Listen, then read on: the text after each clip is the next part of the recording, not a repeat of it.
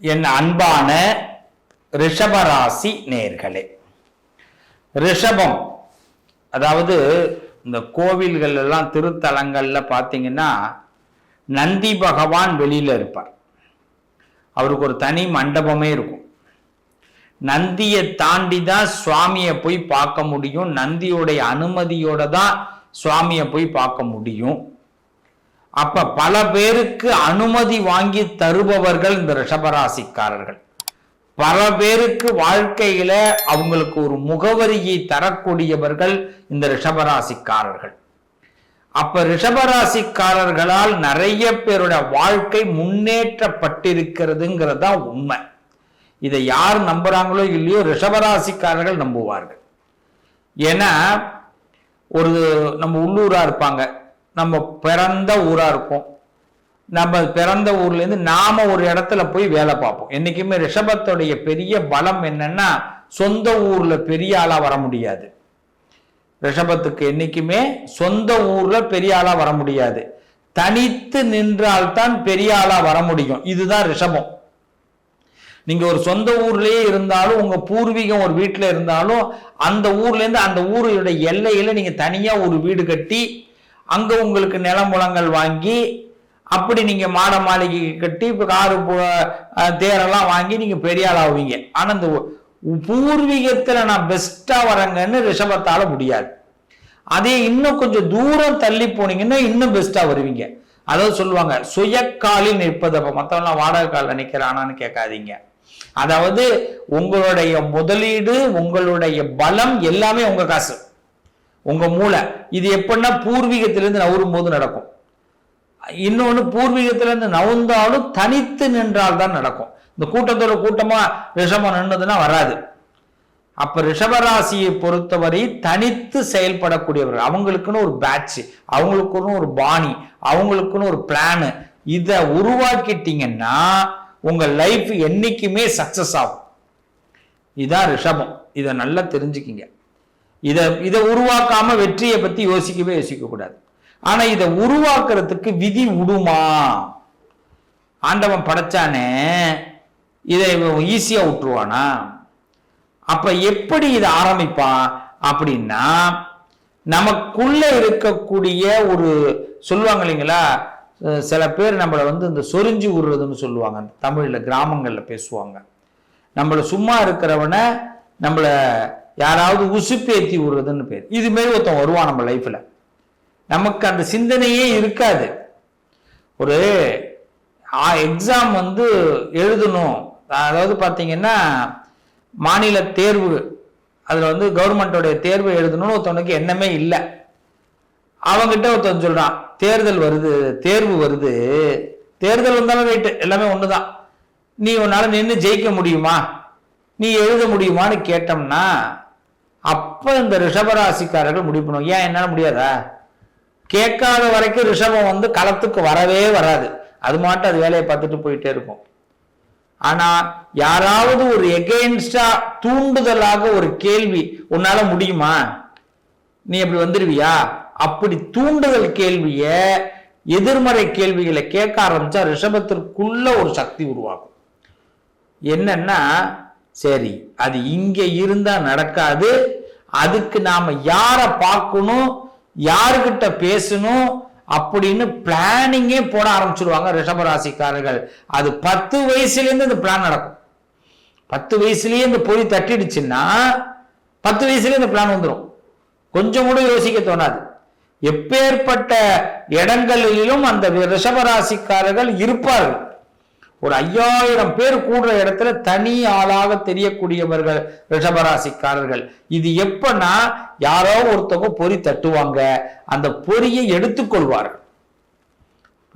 சில இடத்துல சிகரெட்டு பிடிப்பாங்க, இப்படி தட்டி விட்டுருவாங்க, கீழே விழுந்துடும். நீங்க அந்த நேரம் யாராவது செருப்பு போடாம ஒருத்தன் நடந்து போனான்னா அது சுட்டுடும். நம்ம என்ன நினைச்சிருப்போம், இது அணையிற நெருப்பு தானேன்னு தட்டி விட்டுருப்பாங்க. ஆனா அதை இவங்க அணைக்காம விட்டுட்டா அது சுட்டுடும். துளியோண்டு நெருப்பு தான்.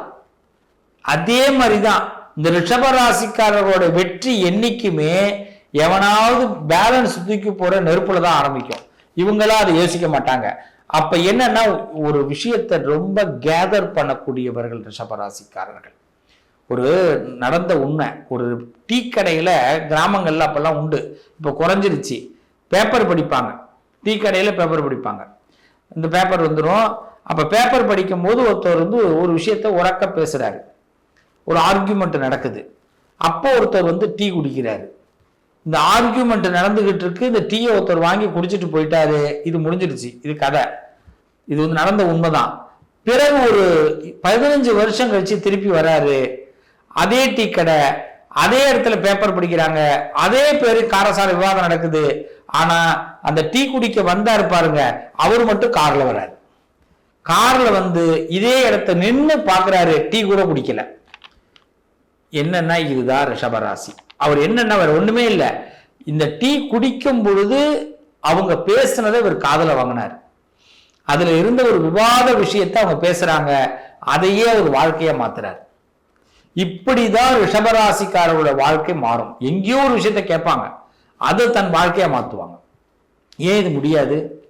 ஏன் இந்த தனி ஒருவன் ஒரு படம் இருக்கும், அதுல வந்து இவர் வந்து சொல்லுவாரு, யாரு, அரவிந்த சாமிக்கு ஒரு வசனம் வச்சிருப்பாரு டைரக்டர், உனக்கு ஏதாவது ஒரு விஷயத்த ஒரு புள்ளி வை, அதையே உன் வாழ்க்கையா மாத்து அப்படின்னுவார். அருமையான வசனம். இந்த புள்ளியெல்லாம் வைக்காம தான் பல பேர் விதிய நம்ம வந்து வெல்ல முடியாம தவிக்கிறான். முதல்ல ரிஷபராசிக்காரர்கள் விதியை வெல்ல முடியும், இதான் நம்பணும். ஆனா விதி ரொம்ப வலியது. விதி நமக்கு அவ்வளவு சீக்கிரம் ஒரு சான்ஸை கொடுக்காது. ரிஷபத்திற்கு அவ்வளவு எளிமையா ஒரு வாய்ப்பை கொடுக்காது. ஒரு மேடையை கொடுத்ததுன்னா அந்த இடத்துல போய் நிக்கிறதுக்குள்ள 10 பேர் பிடிச்சு உங்களை கீழே தள்ளி விடுவான், தள்ளி விட்டுருக்கான். உங்களுக்கு ஒரு வாய்ப்பு கொடுக்க மாட்டான், உங்களை தூக்கி எறிவான், உங்களுக்கு ஒன்னும் தெரியலன்னு புறக்கணிப்பான். ஆனா புறக்கணிச்ச இடத்துல அவனுக்கு உதவியா நீங்க அங்க இருப்பீங்க. அப்ப அவன் ஒரு நாள் அசந்து உட்காருவான், அன்னைக்கு நீங்க பேச ஆரம்பிப்பீங்க, உங்க வாழ்க்கை பிரபலமாகும். நல்லா கவனிங்க, ரிஷபத்தை பொறுத்தவரை மற்றவன் அசரும் பொழுது உங்கள் வாழ்க்கை உருவாகும். அப்ப நம்ம என்ன பண்ணணும், ரிஷபராசிக்காரர்கள் விதியை வெல்லணும்னா விழிப்புணர்வோடு இருந்துகிட்டு இருக்கணும், நேரத்தை பார்த்து கொண்டே இருக்கணும். அந்த காலத்துல எல்லாம் விவசாயிங்க பாத்தீங்கன்னா வானத்தையும் பூமியையும் பார்த்துக்கிட்டே இருப்பாங்களாம். காரணம் என்ன, மழை பேஞ்சதுன்னா விதைய போட்டுருவாங்க. மழை கருமேகம் உருவாகுதுன்னா உடனே என்ன பண்ணுவாங்க, ஏற பூட்டி உருவ ஆரம்பிச்சிருவாங்க. உழுதுட்டாங்கன்னா ரெட்டியா பக்குவமா இருக்கும். அவ்வளவு விழிப்புணர்வு. அதனாலதான் 1 மணி கதிர்கள் கூட வீணாகாம 1 மணி கதிர் கூட 10 மணி கதிர்களாக கொண்டு வந்தாங்க அன்றைய விவசாயிகள். நடந்ததா இல்லையா? இன்னைக்கு நம்ம என்ன பண்றோம், நிறைய இடத்துல அரசாங்கத்தை தான் எதிர்பார்க்கிறோம். அப்படி போயிடுச்சு இப்போ. ஏன்னா வந்து நம்மளுடைய பலன் அப்படி. இந்த ரிஷபராசிக்காரர்கள் விதியை வெல்ல முடியும். அந்த விதியை வெல்வதற்கு இவங்க ரொம்ப ரொம்ப என்ன சொல்லணும், விழிப்புணர்வோடு இருக்கும், பிளைண்டா இருக்கக்கூடாது. இல்லை, ஏன்னா நமக்கு இப்போதைக்கு விதியை வெல்வதற்கு இதுதான் நேரம். விதியை வெல்ல முடியும், அதற்கான வழி ஆட்டோமேட்டிக்கா கிடைக்கும். எப்படி கிடைக்கும்? 10 பேர் இருக்கிற இடம் 100 பேர் இருக்கிற இடத்துல உங்களுக்கு அந்த செவி திறனால் ஒருத்தவங்க பேசுற விஷயத்துல அள்ளி விடுற அந்த வார்த்தையில ஒரு வார்த்தையை நீங்க எடுத்துப்பீங்க. இந்த எடுத்துக்கக்கூடிய பேர் தான் உங்களுக்கு பலம். அதுதான் கடவுள் எழுதினார். அந்த எழுத்து தான் உங்களுக்கு பெரிய மாற்றத்தை ஏற்படுத்தும். ரிஷபராசிக்காரர்களே, ரிஷபராசிக்காரர்களோட வாழ்க்கையில இன்னும் நிறைய சக்சஸை அனுபவிக்க போறாங்க. ஆனா விதியுடைய வலிமையை படித்து விட்டு தான் வருவார்கள். கஷ்டத்தை அவமானப்பட்டு கொஞ்சம் வருத்தப்பட்டு, ஆனா அது எல்லாம் படும் பொழுதும் அதையெல்லாம் பெருசாக எடுத்துக்காம வந்துகிட்டே இருப்பாங்க. அடுத்தவர்களுடைய சொல்லை மனசுக்குள்ள கொண்டு போவாங்களே தவிர அதை காயமாக ஏற்படுத்திக்க மாட்டாங்க. காயமா ஏற்படுத்திட்டா எல்லாரும் அங்கேயே உட்காந்து அழுதுகிட்டே இருக்க வேண்டியதுதான். இதுக்கு மருந்தே கிடையாது. ஒருத்தன் பேசிடுவான், பேசிட்டானா உட்காந்து அழுதுகிட்டே இருந்தோம்னா மருந்து கிடையாது. அதையும் மீறி இங்க ரிஷபம் வெளியில வருவாங்க. ஏன்னா அதை உள்ளுக்குள்ள கொண்டு போக மாட்டாங்க, அதை உடனே பைபாஸ் வெளியில அனுப்பிடுவாங்க. பேசிட்டான்ல விடு, அவனுக்கு தெரிஞ்சது பேசிட்டான், போனால் போகட்டும் போடான்னு ஒரு பாட்டு இருக்கு பாத்தீங்களா? பூமியில் நிலையாய் வாழ்ந்தவன் யாரடா, இந்த பழைய பாட்டு. இந்த பாட்டை தான் ரிஷபராசிக்காரர்கள் அவங்களோட வாழ்க்கை தத்துவமா வைப்பாங்க.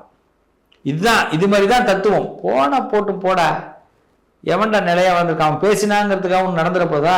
அவன் பேசிட்டு போறான். நான் செய்யற செயல அவன் பாடுற திரும்பி என்னை பார்ப்பான்டா. அதை தான் நான் முன்னாடி சொன்னேன். அரவிந்த் சாமி இந்த படத்துல சொன்னால, தனி ஒருவன் படத்துல அதே மாதிரிதான். ஒரு விஷயத்த டாட் பண்ணுங்க, அதை சுத்தி உங்க வாழ்க்கையை கொண்டு வாங்க, நீங்க வெற்றி பெறுவீங்க. உங்க வாழ்க்கையில என்னைக்கும் தோல்வியே கிடையாது. விதியை வெல்லக்கூடிய வழி உங்களுக்கு கண்டிப்பாக தெரியும். நந்தி பகவான் உங்களுக்கு நிச்சயமாக அந்த சொல்லுவாங்க, நந்தனாருக்கு நந்தி எப்படி வழிவிட்டதோ அதே போல் எங்கள் ரிஷபராசிக்காரர்கள் நேயர்கள் அத்தனை பேருக்கும் அந்த நந்திகேஸ்வரர் நமக்கு நிச்சயமாக நல்வழி கொடுப்பார். நந்தியை வழிபாடு பண்ணுங்க. ரிஷபராசிக்காரர்களே, மென்மேலும் வளருவீங்க. உங்கள் விதி வலுவிழந்து உங்களுக்கு வெற்றியை கொடுக்கும். வாழ்த்துக்கள். நல்லதே நடக்கும்.